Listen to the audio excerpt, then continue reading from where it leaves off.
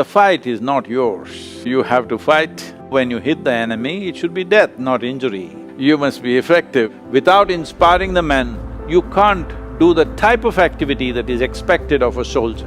Trying to be humble may make you very pretentious. It is better you have pride. Accepting failure is a dangerous process. It's better you learn not to fail. You're in the forces. Failure may mean death. You can't learn after that.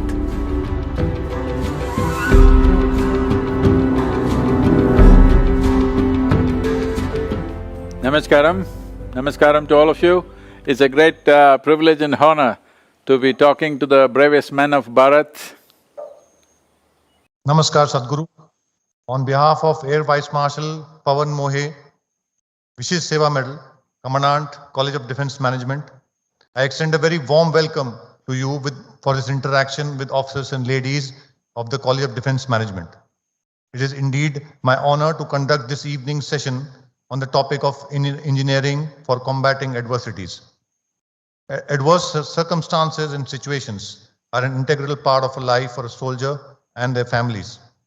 As soldiers battle the enemy on our borders, our families hold the home front and encounter numerous challenges with utmost courage and perseverance. However, we've been born into an unpredictable and an imperfect world as finite human beings who have shortcomings, who make mistakes, face decision dilemmas, and carry our own set of worries.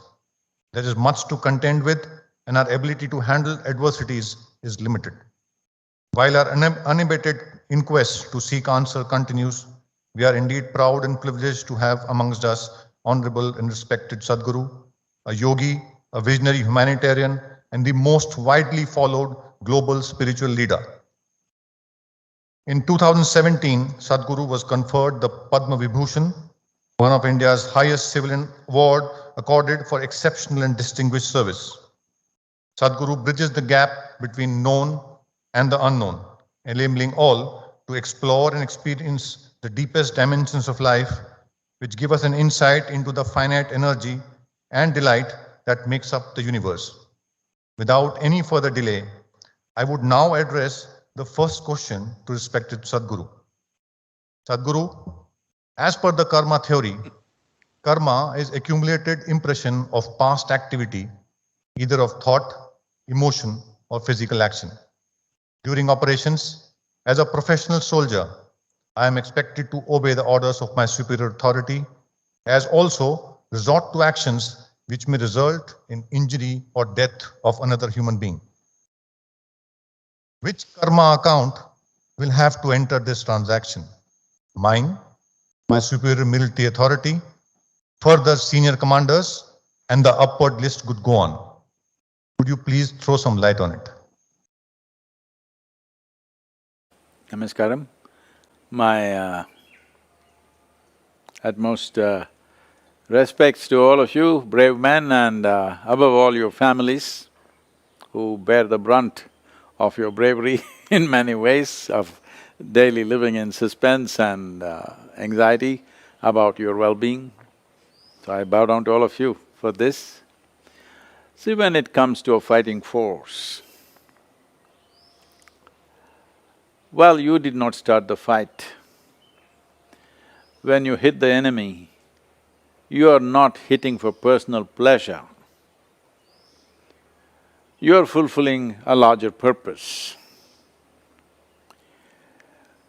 This is important that we do not mix up philosophies of life which are manufactured in our heads with the realities of our existence. We are still not in that kind of a world, or we have failed to create that kind of a world. The failure is mine and people like me. Because we have failed to create a world where the world will embrace each other, everybody will embrace each other and live in love and joy, such a thing we have failed to create. Men like you have to fight. It is still the reality. Anybody who is denying the reality for themselves will pay a huge price. I think we as a culture, as a land, we have paid this price already centuries before that, because we thought we can deal with life with philosophies, a few hundred men who came from elsewhere managed to conquer us, rule us, do all kinds of things to us. Even a business company which comes ends up ruling us for over 250 years. So, it's time to understand in free India, a soldier should know the fight is not yours. You're fighting our fight. You're fighting because of my failure to be able to create a loving and joyful world. So you have to fight, and when you fight and when you hit, you said it may cause injury or death. I know this will be shocking for people that I say this. No, when you hit the enemy, it should be death, not injury. That's not a good thing, because you're not a police force, you're a fighting force on the border. You will fight only with those forces which will threaten the nation. So, you must be effective, you should not be fluffy with philosophy. Well, we have a famous teaching in the country. I'm not an expert in this, I have not even read it in its real sense. But someone who is supposed to be godlike, a divine entity, is encouraging another person who happens to be a warrior, whose head is fluffed up with philosophies. So all that the divine entity is trying to do in the form of Arjuna and Krishna is that he's trying to bring some practical sense. You're a warrior, you're on the battlefield, and now your head is fluffed with philosophy. This is not going to work. To put it very bluntly, this is all the teaching is.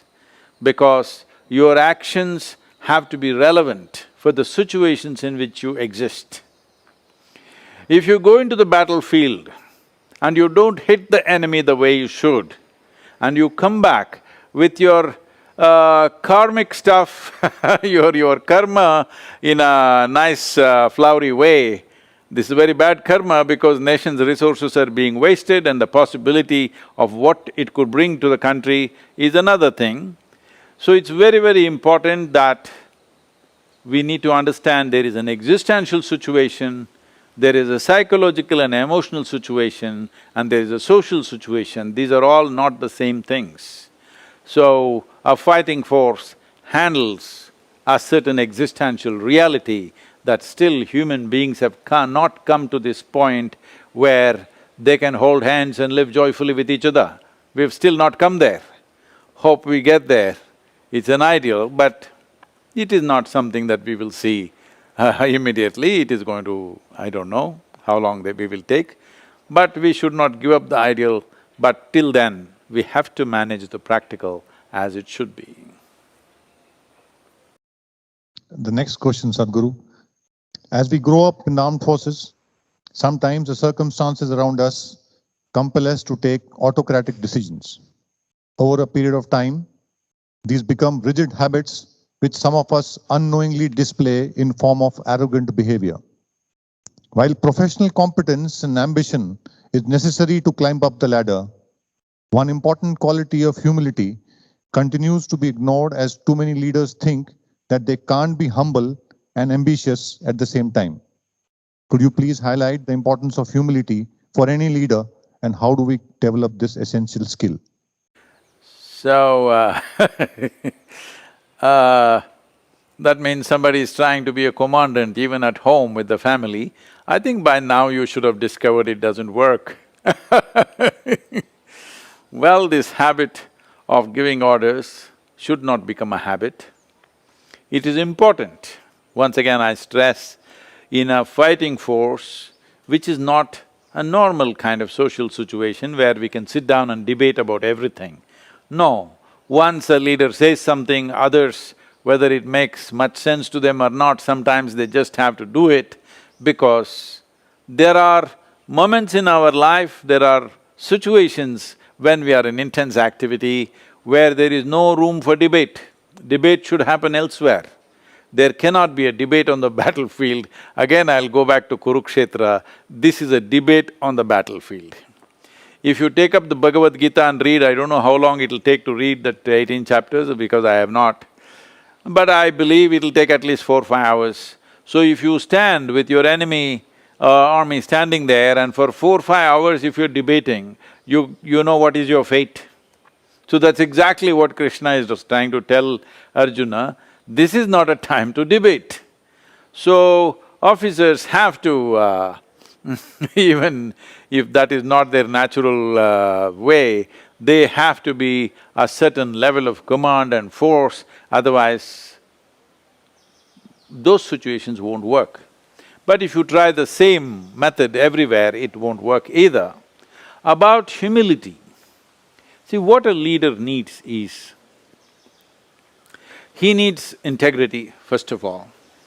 Integrity means, in your thought and emotion, everything that you do is not about yourself, it is about the larger well-being. If this becomes your way, if this is your sense of integrity, integrity is not just a bunch of morals or values or ethics, integrity means that your intentions have become larger than personal. Your intentions are not about your well-being, it's always about larger well-being. As long as this is fixed and you have this integrity, you don't have to try to act like a humble pie, it's really not necessary. Integrity must be there, and above all, people will respect a leader because he has some insight. Because when you say a leader, in some way, either a society or an organization or a force like yours places you on a perch. If you sit on a perch, you must see something more than what others are seeing. If you sit on a perch and still don't see any better than those who are down there, then you will become an object of ridicule. So it's very important that an officer or a leader must develop insight. If there is no insight, if you don't see things clearly, then all that'll happen is ridicule, not really leadership. And another important aspect is, as a leader, it is not by words that you can inspire people. Inspiration is very, very needed, especially in a force like yours. Without inspiring the men, you can't do the type of activity that is expected of a soldier. If this inspiration has to happen, it's not just about inspiring words. Nobody's going to listen to those words. The important thing is you live in such a way that you burn with such intensity that people cannot help catching fire and be intense along with you. So inspiration, insight and integrity, if these three things if you have, you don't have to be humble. What is humility? Let's understand this. Humility comes to you not because you pretend a certain kind of behavior. Trying to be humble may make you very pretentious. It is better you have pride in what you're doing. When you have pride in what you're doing, when you're very proud of what you do and how you do, then it takes care of you stepping on other people. And above all, if we understand our position on this planet. In this cosmos, this solar system is a tiny speck. In this tiny speck of a solar system, planet Earth is a micro speck. In that micro speck, India is another speck. In that super micro speck, your battalion is a super micro speck. In that, you are a big man, this is a lot of trouble. If you just understand, we are a speck of life. Nature has given us, creation has given us so many privileges of experiencing our life individually. But if you look at the life of the planet and who we are a small pop-up and we will pop out one way or the other. If we understand the context of the time that we occupy here as human beings, the space that we occupy here as human beings and who we are, well, we are just a tiny speck. If you are just conscious about this, there is no need for humility, you will be fine. You know, I must tell you this, as a rule when my daughter was growing up, I made sure that nobody teaches her anything. I said, nobody should teach her anything, she will grow up by herself. Nobody should teach her anything. People said, what about 1, 2, 3, what about ABC, what about Mary had a little lamb? See, I said, no need for ABC, no need for 1, 2, 3, and I don't care whether Mary had a lamb or not. You just leave her alone, let her grow up. So she grew up like this, she did not understand that she's a child. She always treated everybody as equal, she called me by my first name, she called all adults like that, but she was just fine. Then I had to put her in school after some time because my travels went crazy. Then when she was about 12, 13 years of age, something happened in the school and it disturbed her. She came home and said, "You're teaching everybody so many things, you're not teaching me anything." I said, "See, I am not given to teach anybody unsolicited. And you did not enroll, you just landed up here. So now that you're asking, okay, sit down." I said, "See, this is all you need to know about life. Never look up to anybody." She looked at me like this, "What about you?" kind of thing. I said, "Especially me, never look up to me. Because if you look up to me, the maximum that you will do is you'll take my picture and nail it on the wall. That's not going to do any good to you. If you see me just the way I am, it'll be of immense value. But if you look up to me, you will miss it. So never look up to anybody, never look down on anybody. You just see life just the way it is. Then you will navigate your way through life effortlessly. And this is all it takes. We don't need humility, nor do we need arrogance. Both are not needed. Why can't we just handle life as it is necessary?" In your book, Death and Inside Story, you mention that there is no use abusing a body through medical interventions when doctors have left no hope. But what I have been taught as a leader is to constantly struggle even when defeat is inevitable without bothering about results. So as a military man, are the principles of Karma Yoga not conflicting with what you have said while dealing with our dear ones? So, as a military officer, you're dealing with young lives. 90-year-old men are not in your force, so that's a different affair. Young men, however badly they may be mauled in a battle, still many times they're capable, depending upon their grit and their constitution, they may bounce back. Of course, you have the famous story of Field Marshal Manik Shah, of how he recovered from the machine gun fire and they had given up on him and how he came back. So there are any number of stories like that because you are dealing with very fit, strong, determined young men. That is a different story. We are talking about trying to understand and come to terms that we are mortal. This life is mortal in nature. You cannot just think that you're going to live forever. A time comes where you must be ready to ease your way through. You must understand you come at a certain time and you go at a certain time. We don't want an untimely death, that is for everybody. Nobody should have an untimely death. But when the time is up, we must be willing to go. If we are not willing to go, we will definitely make it miserable for ourselves. Or if our children or their children are not willing to let us go, that will also make it miserable. So it's extremely important that we should handle both life and death with a certain wisdom, understanding the context. We are not here for good, that is fixed. Our time here is very limited and how we use this time is important. It is not about… life's quality is not going to be enhanced by simply stretching it by another few months or a year or two. It's not going to happen with enormous pain and, a nuisance for yourself and for everybody. It is not going to work like that. If you are observant of the life forces within you, you will see when life is not wanting to revive itself. You don't have to ask a doctor. If you just observe your own life forces, you will know when they're winding up. When they're winding up, you pump yourself with this, that and simply stretch it for a few weeks or months or whatever is meaningless. This is coming from a fundamental sense of ignorance, which unfortunately has spread around the world.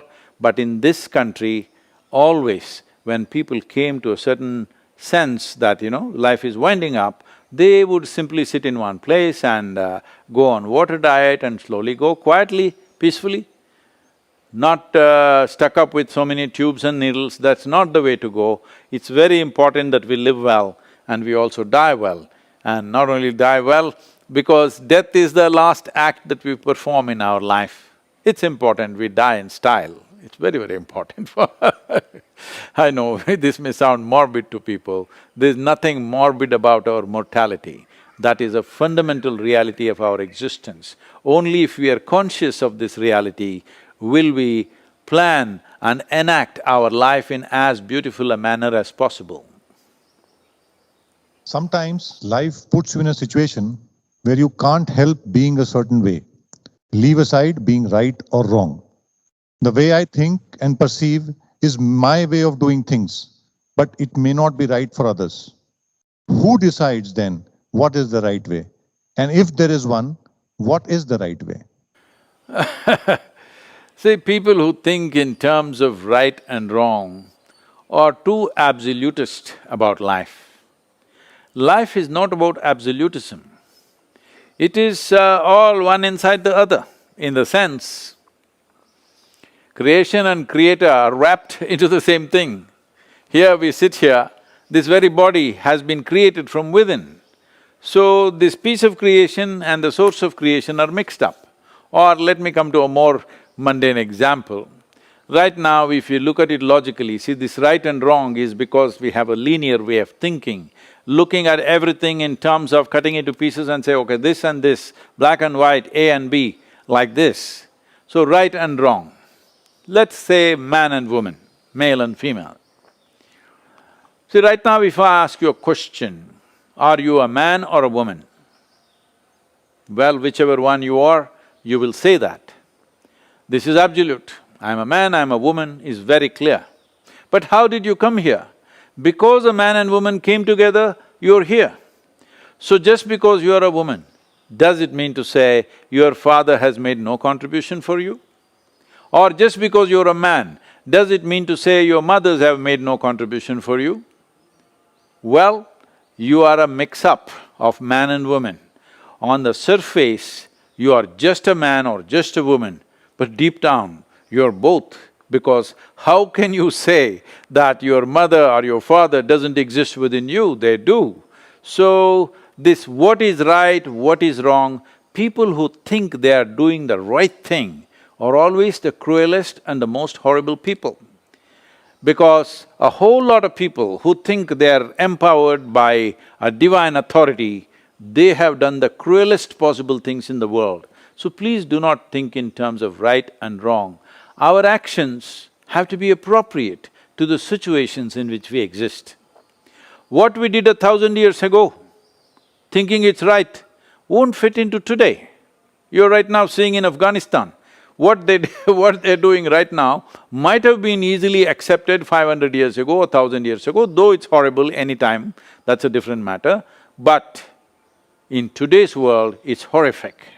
Somehow the world is managing to look another way, that's a different thing.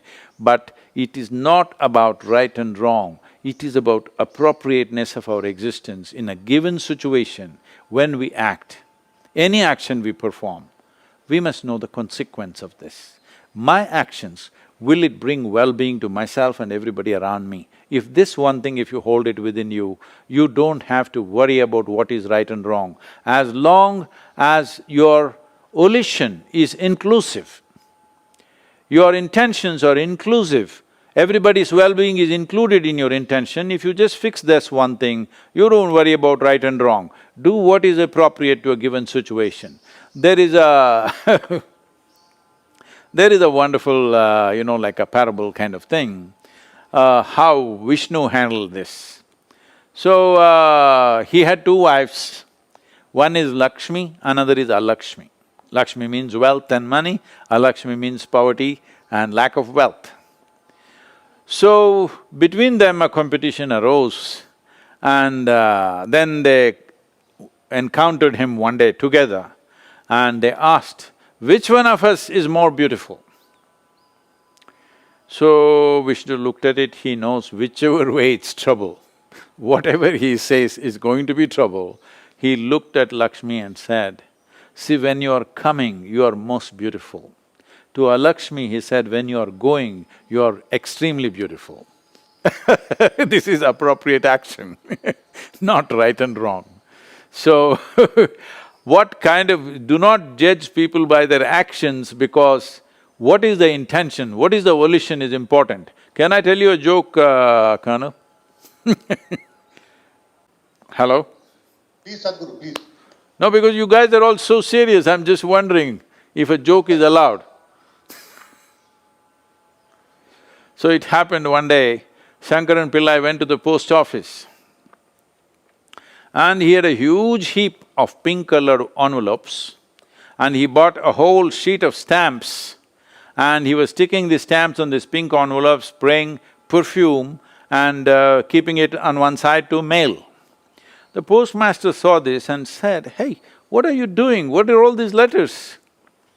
He said, "It's the Valentine's message. I'm sending love messages to 1,000 people, 1,000 men in the locality with signed, guess who?" He said, "Why would you do such a thing?" He said, "I'm a divorce lawyer." So, it is not about the action, it's not about the pink envelope, lovely words and perfume. It is the intention which matters. So you fix the volition of your life that it's always inclusive. Whatever you do, you're always seeing how it includes everybody's well-being, then you don't worry about what is right and wrong, you just do what's appropriate. Sadhguru, today's children are very smart, aware and extremely competitive. Most of them are self-driven and are keen to deliver in an extremely competitive world.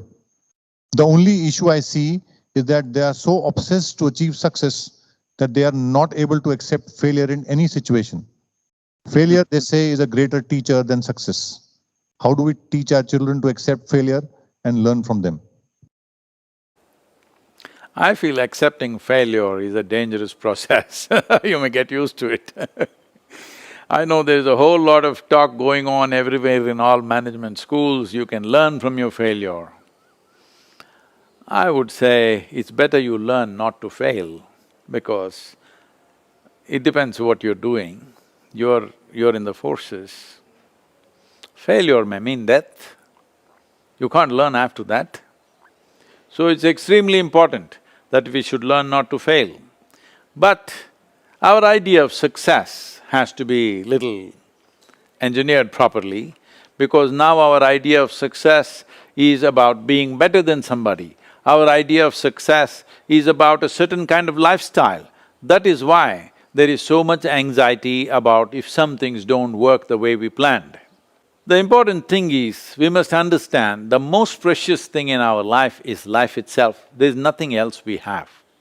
We may think we have many things, it's all psychological stuff that we think we have this and that. Right now, somebody thinks he has $1 billion, somebody thinks he has wealth, somebody thinks he has this and that. If we just fade his memory a little bit, everything disappears. So the only and only thing that you have is life. Keeping this in its highest possible way, most exuberant and effulgent way, if you keep it that way, this will not be a problem, because success and failure is not about one or two events that happen in your life. It is just that no matter what life threw at you, you knew what to do out of it. What life throws is not always our choice. What we make out of it is 100% our choice. If you're exercising this choice always, you are a successful human being, because then you will know how to be. This is the only creature which is being referred to as a being. We are not referring to a tiger and saying a tiger being or an elephant being or something else. Only this one is a being, because the success of this life is that you know how to be. If you know how to be, you will keep yourself in a most fantastic state of experience, because profoundness of experience is the most important thing. Right now, you may think your success will… whatever is your idea of success, maybe it is money, maybe it's a position, maybe it's an award, maybe it's something else, whatever is your idea of success, you think will bring profoundness of experience. Somebody thinks it's money, somebody thinks it's wealth, somebody thinks it's alcohol, somebody thinks it's a drug, somebody thinks it's love, somebody thinks it's knowledge, somebody thinks it's pleasure. But essentially, you're seeking profoundness of experience. Once you know how to sit here with a very profound experience of life, you are a successful human being. What we do in the world is according to the times in which we exist. This 21st century, we are doing a certain kind of activity. If you were here 3 centuries ago, we would be doing something else. If you were here 10 centuries ago, we'll be doing something totally different. So what we do is not all ours. It is a consequence of the times in which we exist. But successful human being means this, that you know how to be. When I face an adverse situation, whether at work or in a relationship, I realize that I am aware of what is right or should be done, but I am not able to do it. At the same time, I am aware of what is wrong, but cannot desist from doing it. How do I overcome this constant challenge, and how do I control my emotions and thoughts? See, whether you call somebody a lover or an enemy, both in war and love there is an opponent.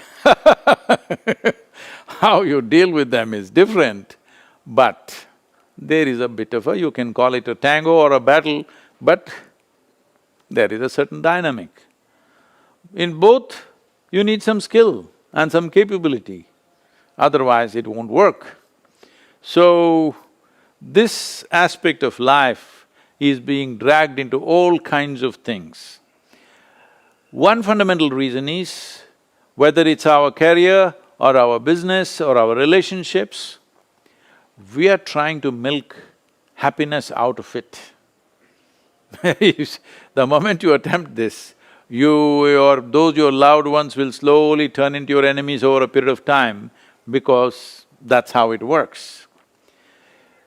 We must understand, human experience essentially comes from within us. Whether it's pain or pleasure, it comes from within us. Joy and misery comes from within us. Agony and ecstasy comes from within us. If we understand this, if we take charge of this, if we take charge of the seat of experience within ourselves, what experience would we cause to ourselves? Definitely highest level of pleasantness.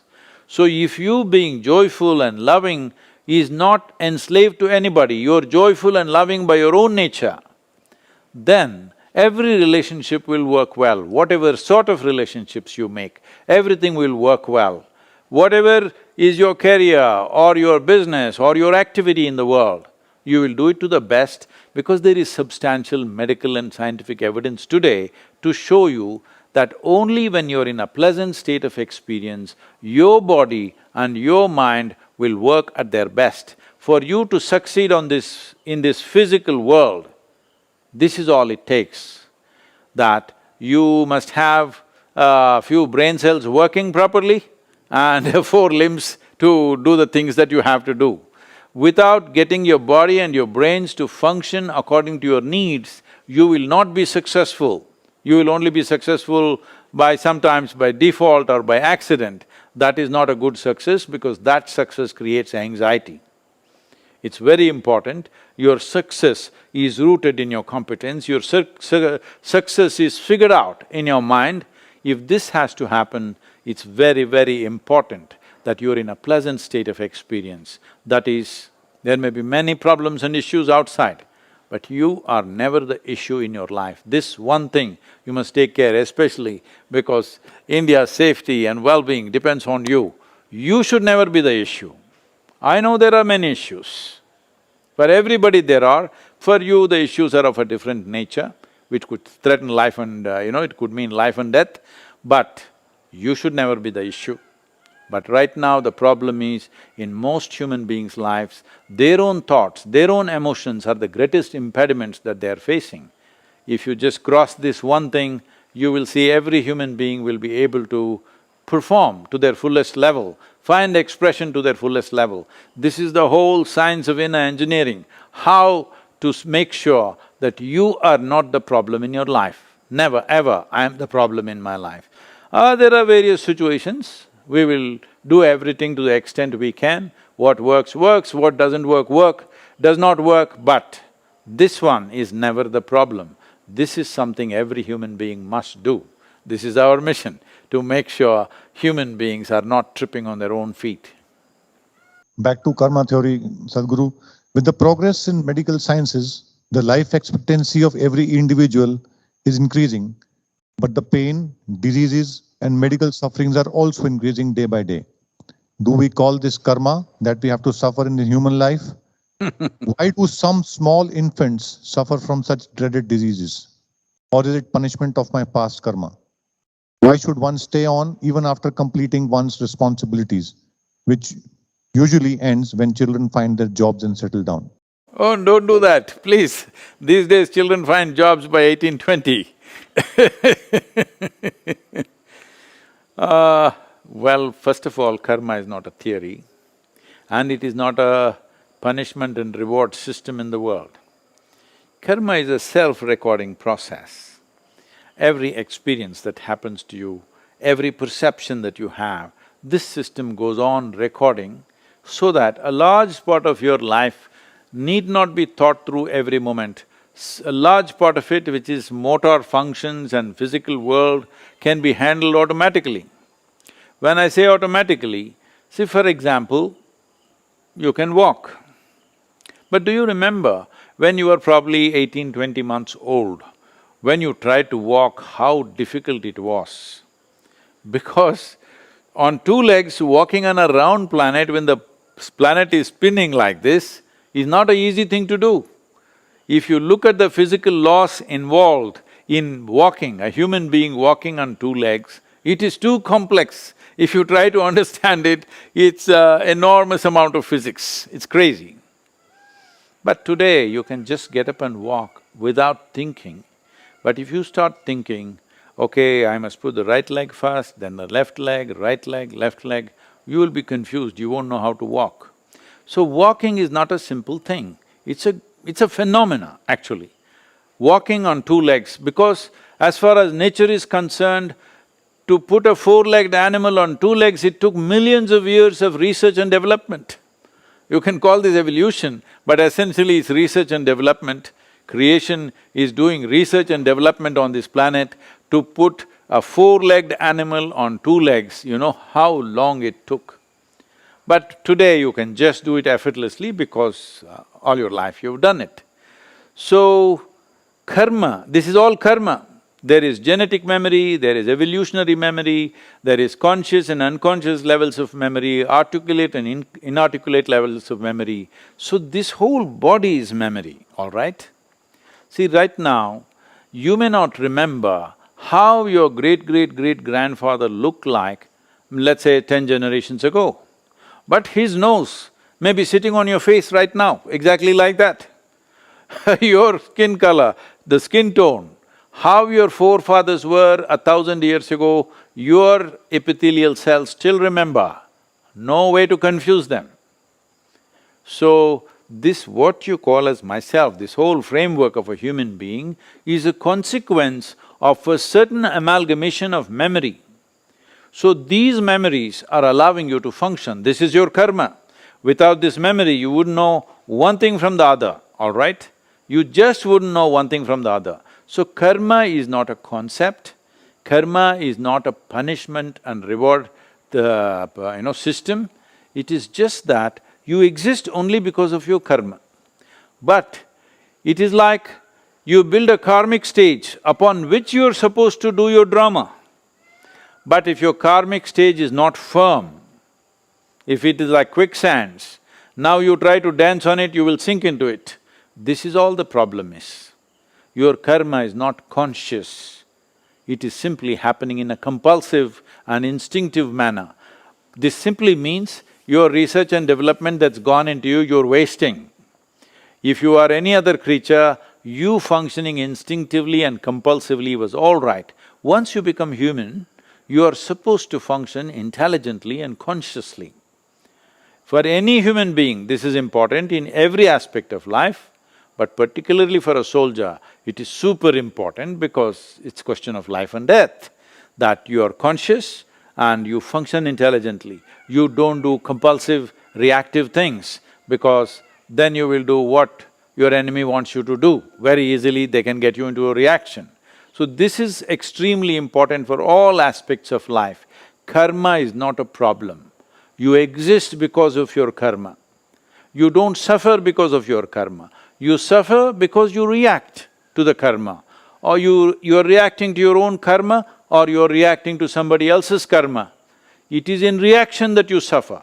See, there are only two kinds of suffering: physical suffering and mental suffering. As soldiers, you might have witnessed, even when there is grievous injuries, certain men don't suffer, they're still on. Not that there is no pain, there is enormous pain, because physical pain is one thing, multiplying that in your mind is called suffering. Physical pain is very important for our survival. If there was no physical pain, we wouldn't protect our body, we would rip it apart. So physical pain is an essential part of our survival process, but suffering is a psychological reaction to either physiological situation or social situations around us. So karma is not the problem, karma is vital for your existence. You are an individual only because of your karmic matter. Karma does not mean good and bad, it is just memory. It is things that have already happened. Is yesterday good or bad? There is no such thing because it's not alive. Only if it's alive and it can bite you, you can say it's good or bad. But what is dead and gone, if you react to it, even today it seems to bite you and hurt you, because what happened 10 years ago, people still suffer. What may happen day after tomorrow, they already suffer. So what happened 10 years ago is not alive right now. What may happen day after tomorrow cannot be alive right now because it's not happened. So you're essentially suffering that which does not exist. This is why karma is important. You understand your joy is also your karma, your misery is also your karma, your suffering is also your karma. Karma means you are doing it. Karma means action. When you say, my life is my karma, you are admitting, my life is my making. This is the most dynamic way to exist. This is the only culture on the planet who has looked life like this. A whole lot of cultures believe that their life is managed from somewhere above. But from up there, somebody is managing. But we are sitting on a round planet which is spinning all the time. You don't even know which is up and which is down.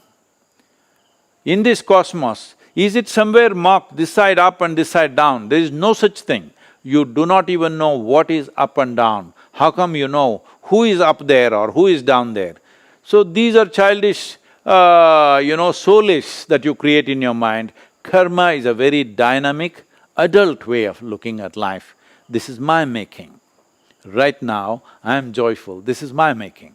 Right now, I am miserable, this is my making. Right now, I am the way I am, this is entirely my making. When you say, my life is my karma, you are saying, my life is entirely my making. This is the most dynamic way to exist. Do not make it fatalistic, it is nothing fatalistic about it, because if you see it's my making, you can fix it. If it is God's making, you cannot fix it. That's a big difference. Moving to greener pastures, Sadhguru, having read your thoughts about golf, can you share your Well, green is not a color, it's a destination. So, can you please share your inner engineering tips for combating adversities on the golf course? There are no adversities on the golf course because this is not an artillery thing. Nobody is trying to hit you with the ball. See, golf is a game unlike any other game because I played a lot of field hockey when I was young. There was only one ball. 20 of us are trying to grab that ball. And it's moving at high speeds and you have to grab it and take it, but everybody wants the same ball. When I started golf, when I was well over 50 years of age, I suddenly realized this is a great game, I have my own ball. And nobody's trying to grab it, and I have all the time to hit it, and it's a sitting ball. In every other game, ball is coming at you at various angles, velocities, spin, speed, all kinds of things. Here it is a sitting ball and everybody becomes quiet in respect for the goof-up that you may do. So, to hit a sitting ball, what is the big challenge, I thought. So I never took a lesson, I never been on a driving range. It's a sitting ball, I never take a practice swing in the entire 18 holes, but it's a sitting ball. If your faculties are okay, if you're reasonably geometrically well balanced when you stand, you can hit the ball. You may not become a pro, but reasonable level of golf, every reasonably fit man or woman can play. But unfortunately, they have a mental problem. In my understanding of the game, 70% of the game is in the mind. So I play only 70%. The other 30% I never bothered, because I don't want to be a professional or be in a competition or something. So I only play 70% of the golf. So I finish, 5, 6, 7 over. It's okay with me, I am not planning to go under, so it's okay. While we deal with difficult relationships where one cannot avoid the other person, be it the boss or your wife, more often than not, I feel out of control and the whole environment seems to be conniving against me. Can I deal with this situation on my own? Is it okay to blame somebody else? What do you suggest is the way to get back to life in a positive way? See, the best thing about this is, you're only facing one of them, either boss or the wife, never two of them together. So, you can oscillate, As a military man, you can escape the wife for some time and you can escape the boss for some time, unlike other jobs where every day they have to face. I'm sorry, I'm just joking like this Anyway, see, you can neither live without your wife nor your boss. Both are important in your life. You sought the career and you got into the job, you got a boss. You sought relationship, you got into marriage and you got a wife. So these are things that you aspired for. When things that you aspire for happen, then you suffer. This must be looked at. This is not about the wife, this is not about the boss. This is something to do with yourself, because human beings have gotten into this place, wherever you place them, they have found a way to suffer. Why are you guys so serious? Come on. So I think we are wearing masks, that's why probably… Oh, I'm not able to see you smile I'm sorry, but I thought I will hear some laughter at least, so let me tell you a joke. This happened. One day, Shankaran Pillai had a mega fight with his wife.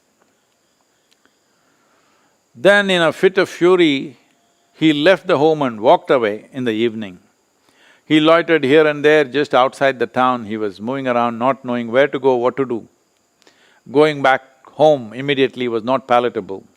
Then he saw a sadhu, a sannyasi was settling down beneath the tree for the evening or the night.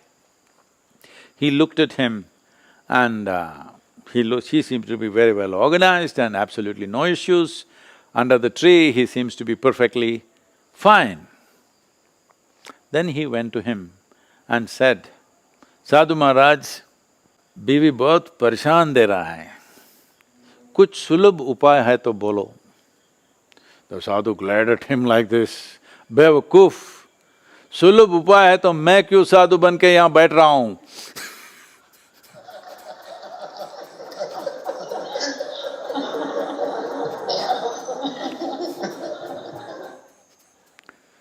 So, see, we say this, like life is like juggling a ball. If you're alone, just one ball, easy to do. You become two balls, little more difficult, needs more attention. Then you become four, you have 4 balls to juggle. Then you have an Indian army on you, you have 10,000 balls to juggle, or do you? So, how many balls can you juggle joyfully? That's how many you should pick up. If you aspire or enhance your activity without enhancing yourself, activity will cause misery. So people, one top executive in the country of an international company, a global CEO, came to me some time ago and in a deep state of distress and said, Sadhguru, I can't take this, they're putting so much stress on me. I looked at him and said, okay then, may you be fired. He said, no, Sadhguru, what are you saying? I said, hey, you're suffering your job so much. I'm sure there are many people who are aspiring for your job. If you get fired, you can walk the beach happily. No, Sadhguru, don't do that to me. So if you're in the job, you'll suffer. You'll get fired if you suffer. If you're married, if you suffer. Married, if you suffer, you will suffer. If you're if you're not married, you suffer. What is the problem? The problem is this one. Not with the wife, not with the boss, not with the world. Whatever they may be, I'm not trying to defend them. They may be anything. But whether I suffer or don't suffer is essentially with me. As I said earlier, what the world throws at you is not your choice. What you make out of it is 100% your choice.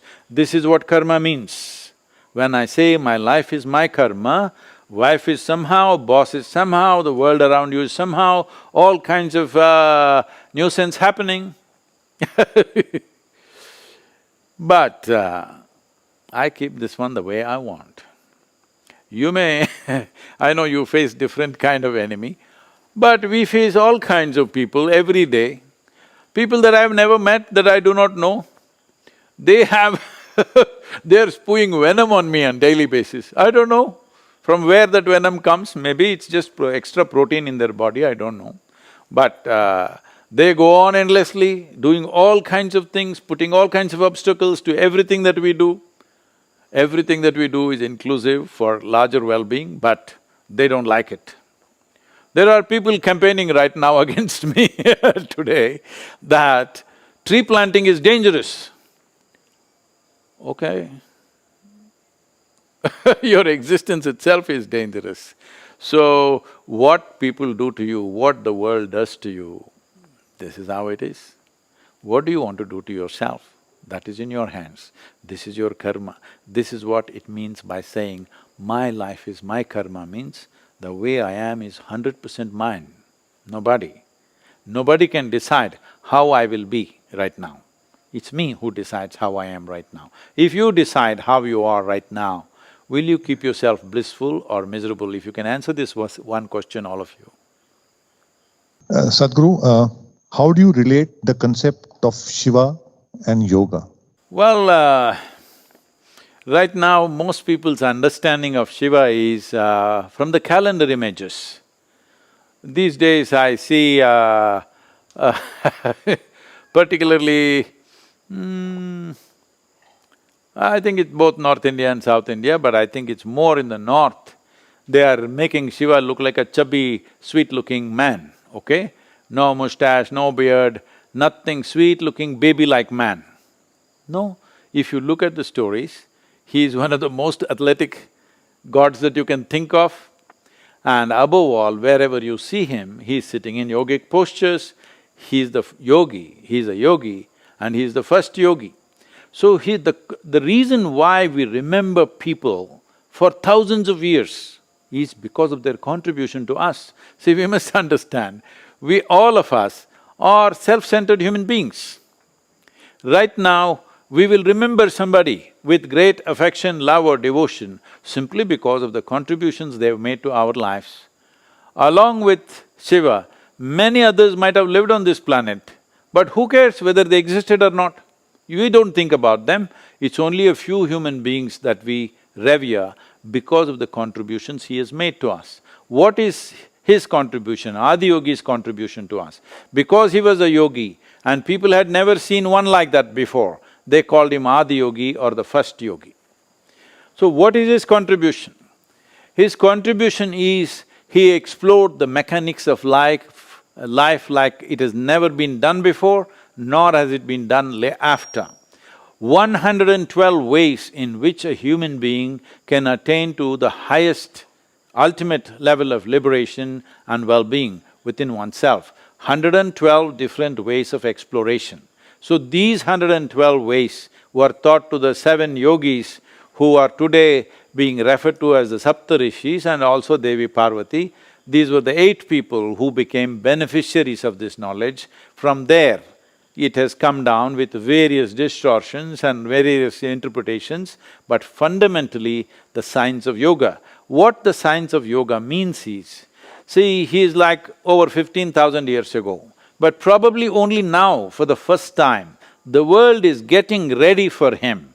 So, Adi Yogi is not of the past, he is of the future. Why I am saying this is, today you are here and many of you have children.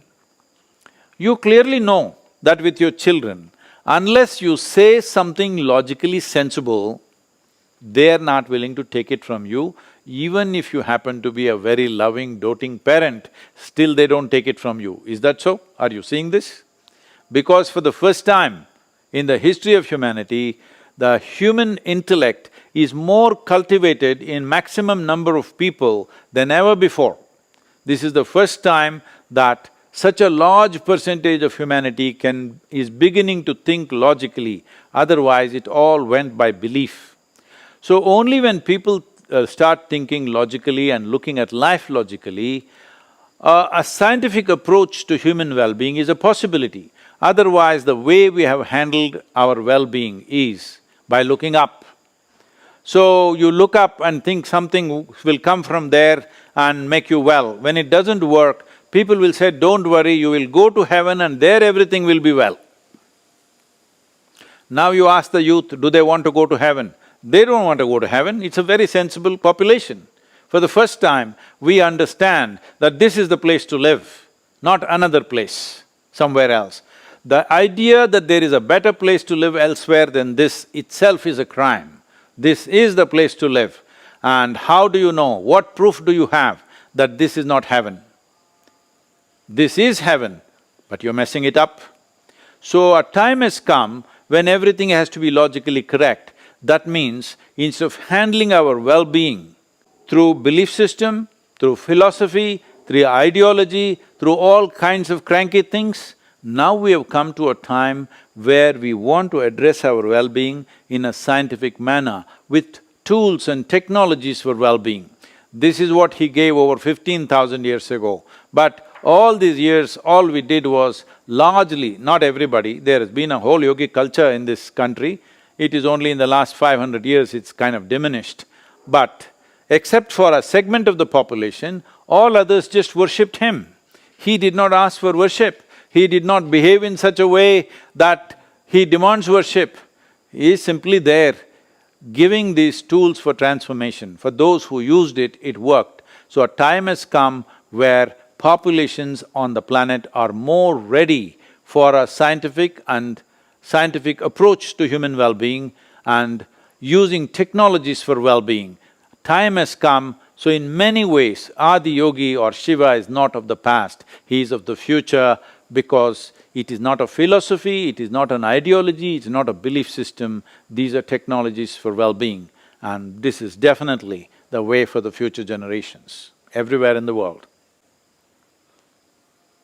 Though we would have wished this fascinating evening to continue, Sadhguru, we are cognitive of the time constraints. I now request Air Vice Marshal Pawan Mohe to kindly deliver the vote of thanks. Namaskaram, sir. It's an honor to be with you. I mean, you're a hugely decorated officer. Namaskaram to you. Namaskaram to you, sir. Respected Sadhguru, first of all, on behalf of the entire CDM fraternity, I wish to express my profound gratitude to Sadhguru for taking time out to speak to us. It's indeed a rare honor and a proud privilege. I have hosted you this evening, though in the virtual mode. The great strength of this teaching is the idea that we can train our minds to turn these unfavorable circumstances around and make them work to our advantage. Once again, I thank you, Sadhguru, for having enlightened our minds. We should cherish this interaction and look forward to hosting you in CDM campus again. Jai Hind. Namaskaram.